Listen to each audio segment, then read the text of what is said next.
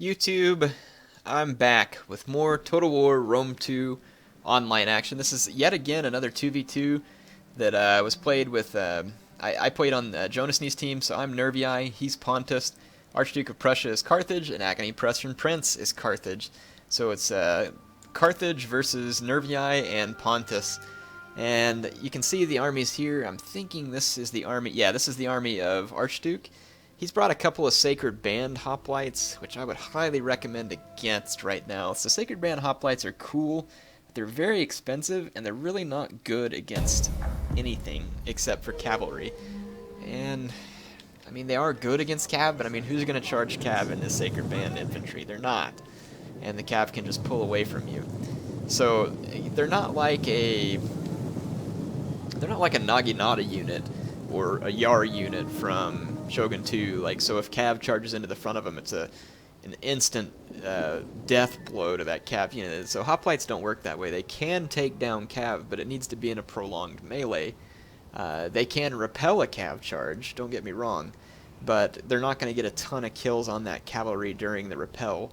Pikes can kill quite a bit of cavalry if they charge into it, but again, who's going to charge into the front of pikes with Cav? Pretty much no one. So hoplites do serve a purpose. They're kind of a middle-of-the-road infantry. At least that's the best way to use them. So you find one that costs middle of the road, and it's going to lose to sword units head-on. It could beat pikes if it gets into their flanks, and it's also pretty resistant to missile fire. They become similar to Naginata samurai from Shogun 2, except for the fact that, again, they're not going to just decimate cavalry that charges them from the front. They will if that cav stays there, but not immediately.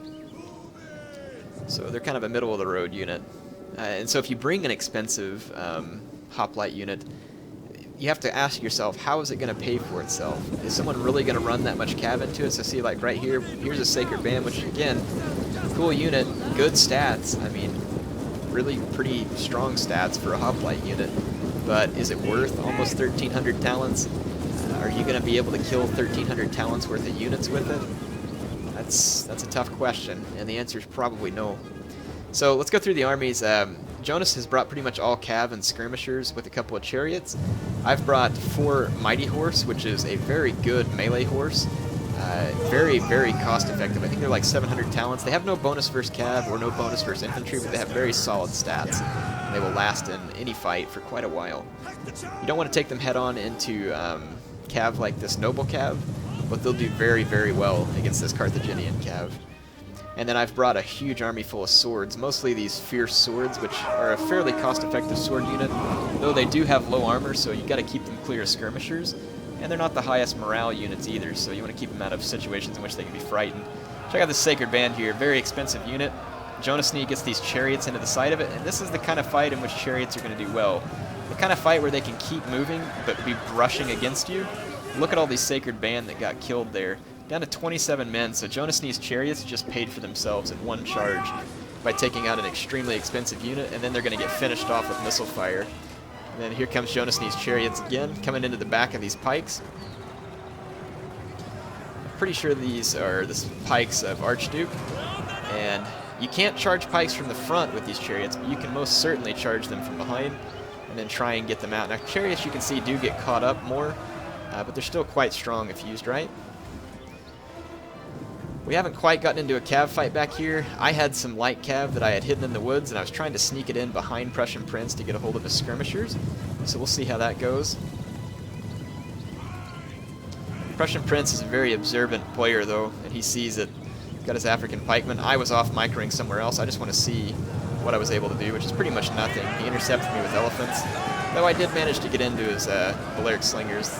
I'm guessing it's not going to be very damaging, though, because it's just light cav. So he did a good job intercepting me and being observant. He hadn't seen anything over here because those units were hidden all the way up until the last second, so he did very well there to notice that on just his mini-map and take care of it. So he's kind of the opposite of me. He's a very observant player, whereas I miss stuff all the time. So over here I'm just kind of helping keep Jonasnee's skirmishers safe from any cavalry, and it looks like Prussian Prince, yeah, he's got his elephants and everything still behind his pike line. Up here I finally decide to take the cavalry fight. And you're going to see my Nervii cav chasing down this Carthaginian cav.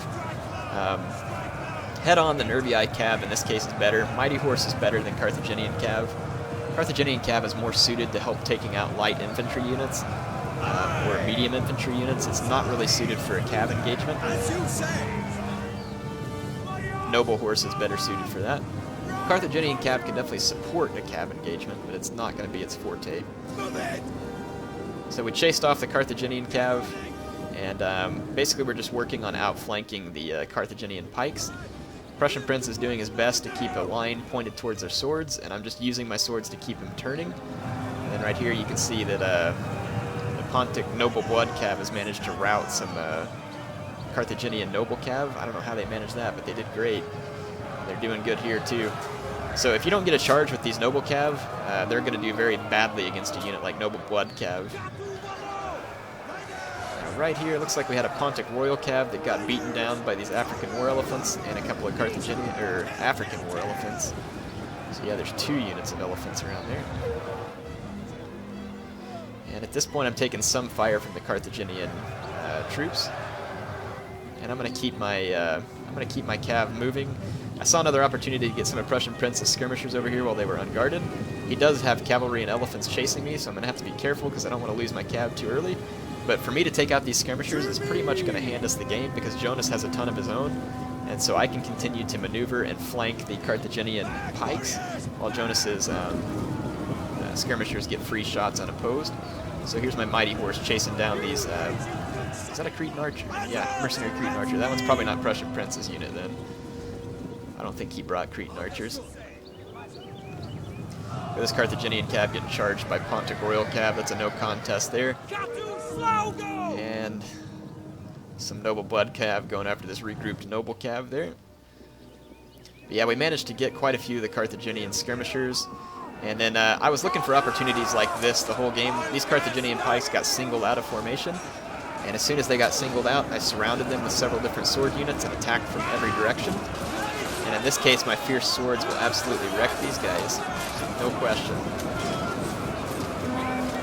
I've got even more infantry again to kind of complete the surrounding maneuver, but look right here where my fierce swords, the low armor unit, charged those pikes head on. Do you see how many of my guys died on the charge? Don't do what I just did there. Even if you have them surrounded, don't charge the front of those pikes. With a low armor unit like these fierce swords, you can see how many of my men it just instantly killed. And that kind of makes sense. I like that. Something to be aware of. Alright, so we've got the Carthaginians pushed back into the forest, and now they're forming up, much like we had to in the last battle. They're going to start forming a pike box, which will be their last avenue of defense here. But all Jonas and I have to do is just break the box, and we'll be fine. We have the tools to do it. It's just a matter of not allowing our cav or infantry to get ruined. He charges some, I think it's Prussian Prince elephants that get us into my fierce swords. Fierce swords are going to do terrible. I reinforced with some Mighty Horse to try and pin these elephants down, and I think I was successful in at least stopping them for a moment. But you can see my fierce swords just got wrecked. These 2 Mighty Horse, though, ought to be able to hold these elephants for a second. And I'm just going to keep maneuvering with my other units. Yeah, my Mighty Horse is doing fairly well, actually, against these elephants. As long as I don't get charged, they'll do alright. It'll just take the elephants a long time to kill my Mighty Horse. My general is in this Oathsworn unit. I think I brought 2 Oathsworn. There's probably another one roaming around somewhere. I just did that to support the morale of these weaker Fierce Swords unit.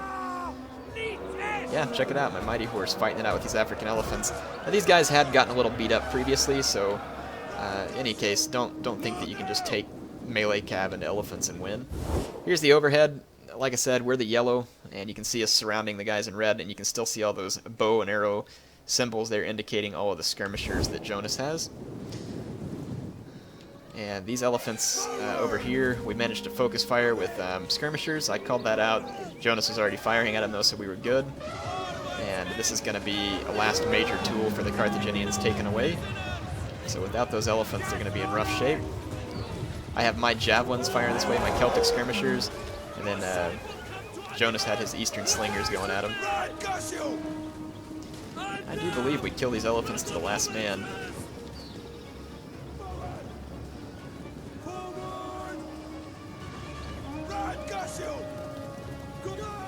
least I thought we did. This one's running amok right here. It's going to run amok back into these Eastern Slingers. It is still taking fire. Yep, there we go. So we did put down that elephant unit, and now we have the Carthaginians completely surrounded. So at this point, we still have to be careful because my sword units are good, but if they go headlong into these pikes, I'm going to be instantly dead. You all saw what happened on that previous charge. In situations like this where I can surround, I'll be fine. In situations where I can't, I won't be. So you can see my Oathsworn unit here. It can hold on to the front of a pike unit a little longer because it's heavily armored. But all the rest of my units are going to die very quickly in the face of pikes. These Celtic skirmishers were out of ammo, and I was just kind of dorking around with them here, seeing if I could get inside the pike box. I did not, and my men died. Yeah, Eastern Slinger fire pouring into this pike box non-stop, but it now is four-sided and complete, and fairly strong from any given direction. And it's in the woods, which means it's going to get some cover from the Slinger fire. But we have other options as far as getting broken into the pike box. My swords still have most of their javelins that they throw whenever they're charging into combat. So here in a second you're going to see me demonstrate how you can help break into a pike box. If you just wait a second, we'll watch my swords. I click an attack order.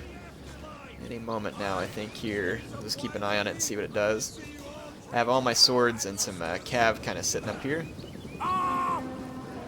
Yep, here comes my guys. See how I made them throw their javelins, and then I just immediately turned them around. And I can let them get ready to throw more javelins, and that did a lot of damage to this African pikeman. And so I can wait and do it again, all the while Jonas continues to expend his ammo. There my Oathsworn did the same thing. Now this African pikeman's ruined. They can no longer hold that side of the box, so they have to consolidate probably into more of a triangle shape. And I can repeat if I need to with another round of javelins.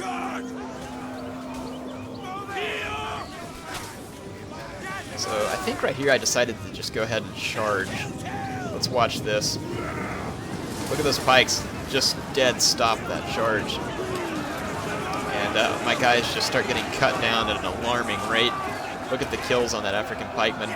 So this is a good demonstration of just how strong pikemen are from the front against units that aren't heavily armored. Now it looks like it gets followed up by some mighty horse from behind, so we will definitely kill this pike unit, but don't underestimate these pikes from the front like we have been used to, or else you're going to die. Now, I know I've had a lot of close-ups. Hope that all didn't bother you all in this battle. On some of the battles, I'll try and stay out and show you more of the maneuvering and stuff, but in this case, I've just been trying to get you some close-ups, show you these factions, show you how things work up close so you get a better understanding of the mechanics. And, of course, we'll be talking plenty of battle strategy as well. So there's my Nervii build. It was a 20 stack. That's part of its strength was in numbers. And my Oathsworn, one of them did all right. The other not so much, but it didn't die either. So 146 kills on that. Fierce Swords is a good number. It's probably the only Fierce Swords that really did very good, but they did their job in the sense that it had to, the Carthaginians had to keep rearranging their box. Skirmishers did fine because most of their kills were on infantry and elephants. This mighty horse did very well, wasn't dead and still had all those kills. And the others did their job. So I got didn't have to get a ton of kills in this case. Jonasnee got most of them, and you can see, holy cow, his Noble Blood Cav did great, all of them. Chariots did fantastic. This unit did. This unit not so much, and his skirmishers got a fair few kills as well. Let's see. There's Archduke's army. Wasn't the best Carthaginian army, but you know everybody's got to learn somewhere. And then you got Prussian Prince's army here, which was kind of a pike box. But these African pikemen cost a lot. And I think you can see here that they cost so much that it makes the whole pike strategy a little bit tougher for Carthage to pull off. But there's other ways in which Carthage can fight and win. Anyway, HeirofCarthage signing off for now.